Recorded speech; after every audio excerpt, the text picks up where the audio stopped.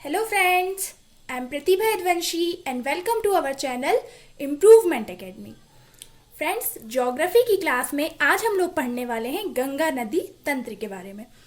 यानी गंगा नदी की फुल डिटेल आज हम लोग पढ़ेंगे कि गंगा नदी का उद्गम कहाँ से होता है, गंगा नदी की कितनी सहायक नदियाँ हैं और इसकी जितनी भी सहायक नदियाँ हैं उन सभी का उद्गम कहाँ से होता है, उन सभी की लंबाई कितनी है, ये सारी चीज़ें आज हम लोग फुल डिटेल में पढ़ने वाले हैं।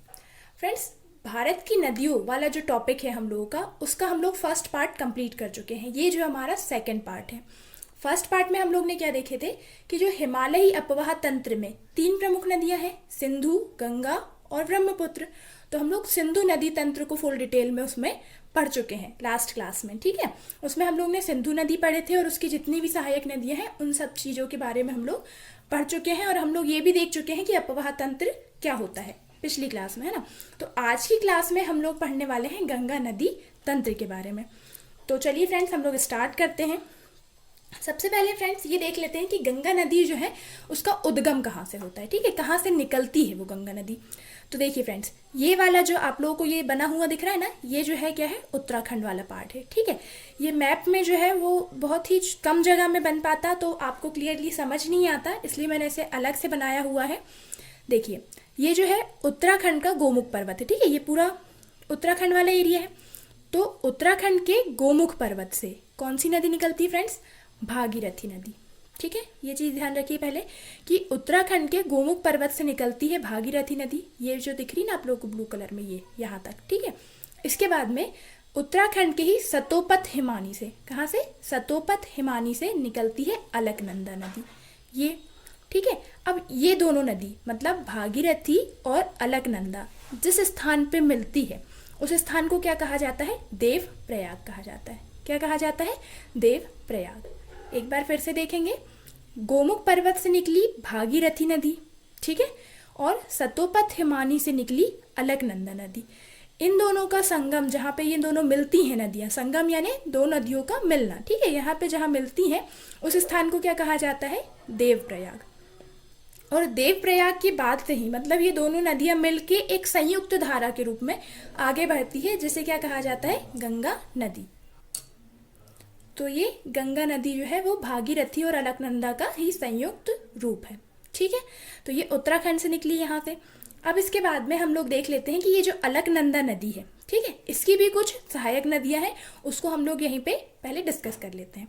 तो देखिए, अलकनंदा की जो सबसे प्रमुख सहायक नदियां हैं वो 2 हैं, एक है मंदाकिनी और दूसरी है पिंडार। कौन कौन सी है? मंदाकिनी और पिंडार, ठीक है। इनके बारे में हम लोग देखते हैं कि मंदाकिनी नदी अलकनंदा पे आके जब मिलती है, ठीक है, ये मंदाकिनी नदी आ रही है और ये जो है अलकनंदा नदी है जो स्काई ब्लू कलर से आप लोगों को दिख रही है, ठीक है। तो ये मंदाकिनी नदी आके अलकनंदा में जिस भी स्थान पे मिलती है उस स्थान को क्या कहा जाता है? रुद्र प्रयाग, ठीक है। क्या कहा जाता है? रुद्र प्रयाग, ठीक है। इसके बाद में ये जो पिंडार नदी है, ठीक है, पिंडार नदी अलकनंदा में आके जिस भी स्थान पे मिलती है उसे क्या कहा जाता है? कर्ण प्रयाग। क्या कहा जाता है फ्रेंड्स? कर्ण प्रयाग। देखिए, ये पिंडार नदी है, ये ब्लैक कलर से जो आप लोगों को दिख रही है, ये आके अलकनंदा में मिली, तो इस स्थान को क्या कहा जाता है? कर्ण प्रयाग, ठीक है। अब इसके अलावा फ्रेंड्स एक और नदी है अलकनंदा की सहायक नदी, वो क्या है? धौली गंगा, ठीक है। तो ये जो धौली गंगा नदी है वो अलकनंदा में आके जिस भी स्थान पे मिलती है उसे क्या कहा जाता है? विष्णु प्रयाग। क्या कहा जाता है फ्रेंड्स? विष्णु प्रयाग।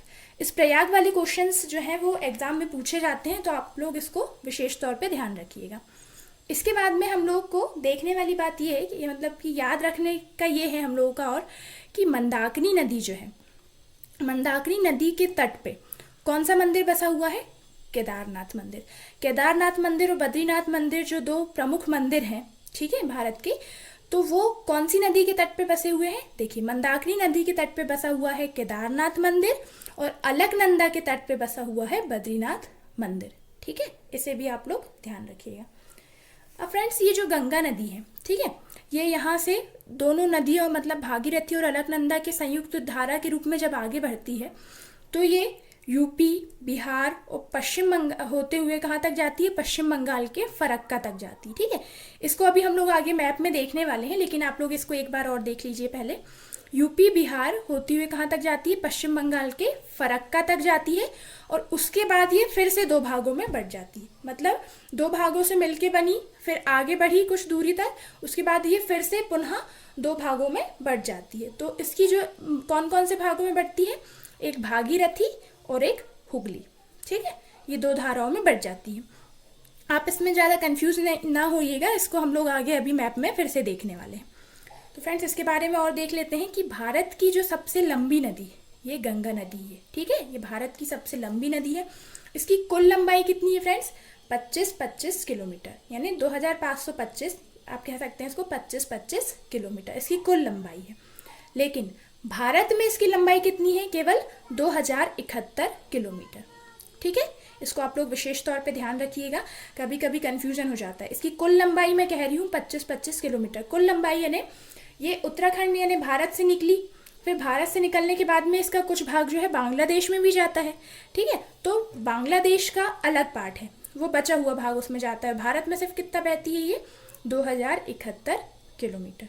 ठीक है, अभी जो ये मैं आप लोगों को बता चुकी वही लाइन लिखी हुई है कि देखिए, भागीरथी नदी और अलकनंदा नदी जब देवप्रयाग में मिलती है तो उसके बाद ये संयुक्त रूप से क्या कहलाती है, गंगा नदी कहलाती है। ठीक है फ्रेंड्स, अब देखिए, अब हम इसको जो है मैप में अच्छी तरीके से समझते हैं।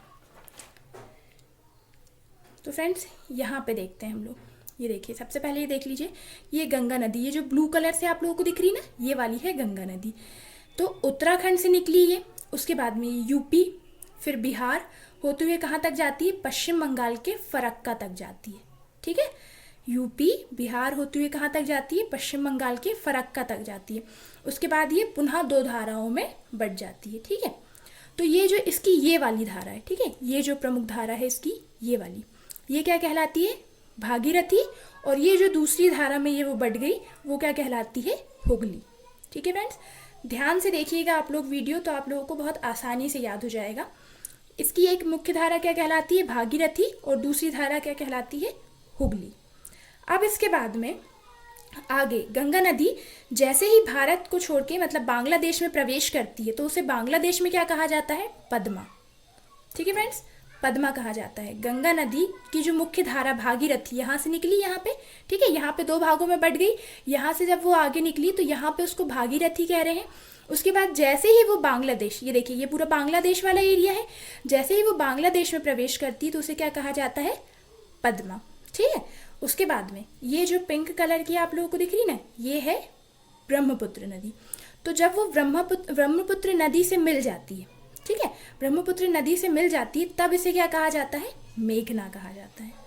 ठीक है, गंगा नदी के अलग अलग जगह में बहुत अलग अलग नाम है और इससे बहुत सारे क्वेश्चन बनते हैं, तो आप इसको ध्यान से देखिएगा। इसे एक बार फिर से देख लेते हैं हम लोग। देखिए, ये उत्तराखंड से निकली, उत्तराखंड से निकलने के बाद यूपी और बिहार होते हुए कहाँ तक आई, वो पश्चिम बंगाल के फरक्का तक आई। इसके बाद दो भागों में विभाजित हो गई, एक तो ये हो गई भागीरथी नदी और दूसरी ये हुगली नदी। ठीक है, अब ये भागीरथी नदी जैसे ही बांग्लादेश में प्रवेश करती है, जैसे ही बांग्लादेश में प्रवेश करती है तो उसे क्या कहा जाता है, पद्मा कहा जाता है। उसके बाद में जैसे ही फिर वो ब्रह्मपुत्र नदी से मिलके आगे बढ़ती है, ठीक है, ब्रह्मपुत्र नदी में मिल गई, फिर दोनों धारा संयुक्त रूप से आगे बढ़ती है, तो उसे क्या कहा जाता है, मेघना कहा जाता है।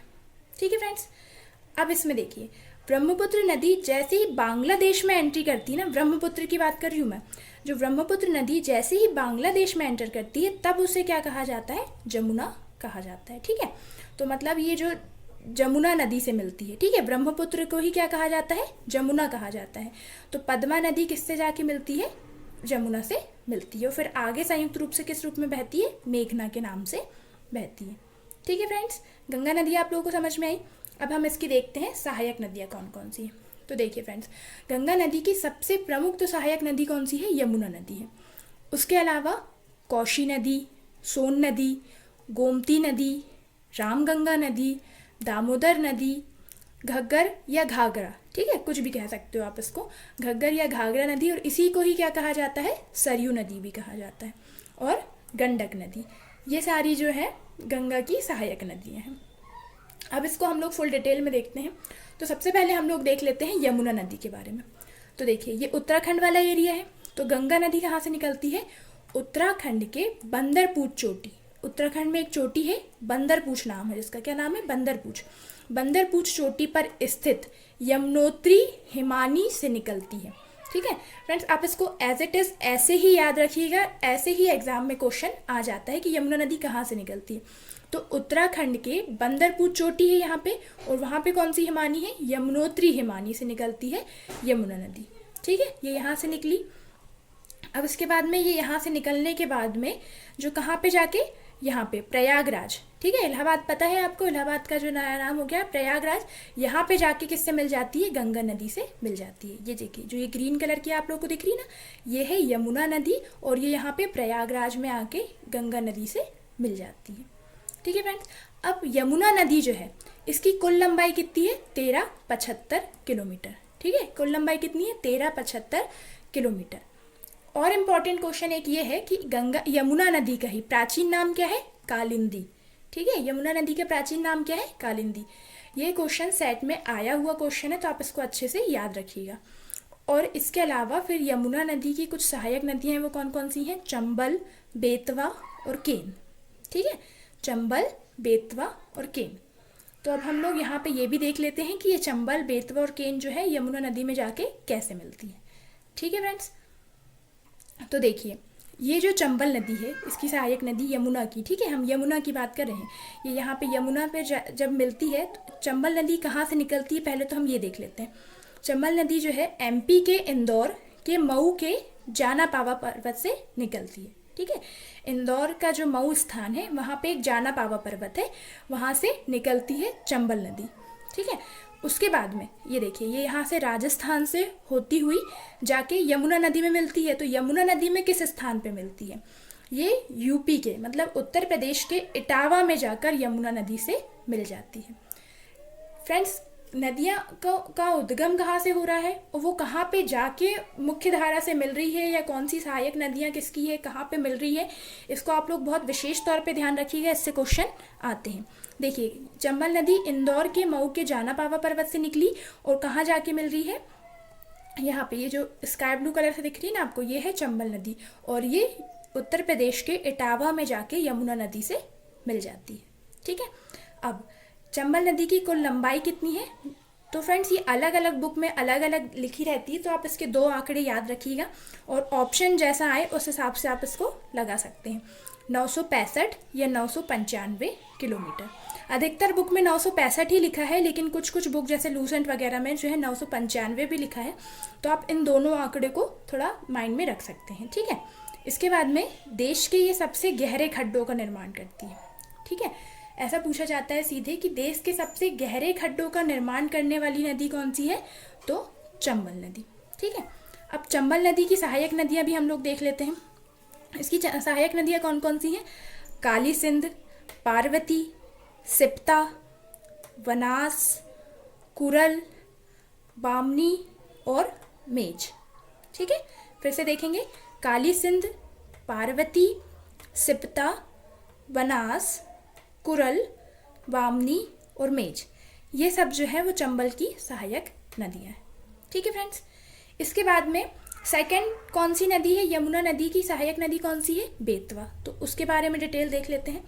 ये जो बेतवा नदी है फ्रेंड्स, ये कहाँ से निकलती है? एमपी के भोपाल से निकलती है। कहाँ से निकलती है?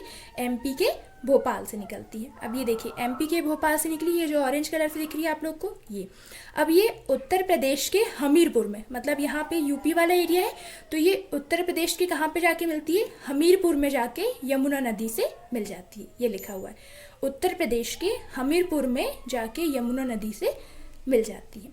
ठीक है, अब ये नदियाँ जो हैं, बेतवा नदी, ये क्या, इसके जो ऊपरी भाग में है, ऊपरी मार्ग में बहुत सारे झरने हैं इसमें। ठीक है, ऊपरी मार्ग में अधिकतर झरने कौन सी नदी पे है? बेतवा नदी पे है। और बेतवा नदी पे जो है सांची स्थान, ठीक है, सांची के स्तूप पता है ना आप लोगों को, किसने बनवाए थे? अशोक ने बनवाए थे। हिस्ट्री का क्वेश्चन है ये। तो सांची स्थान कौन सी नदी के किनारे बसा हुआ है? बेतवा नदी के किनारे बसा हुआ है। ये भी याद रखने की चीज़ है। ठीक है, इंपॉर्टेंट है ये भी।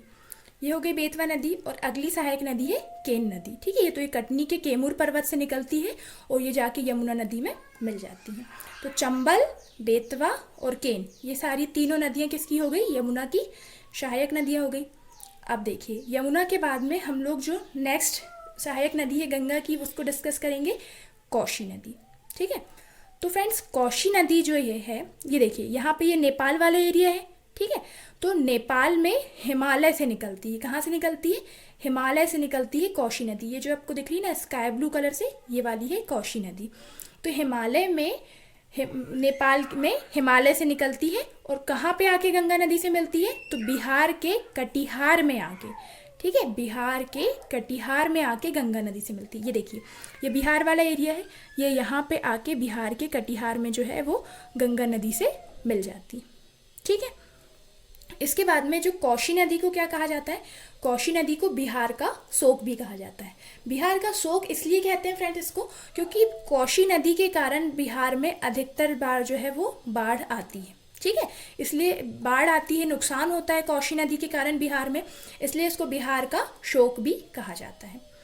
अब जो कोशी नदी है इसकी कुल लंबाई कितनी है? 730 किलोमीटर। कितनी है? 730 किलोमीटर।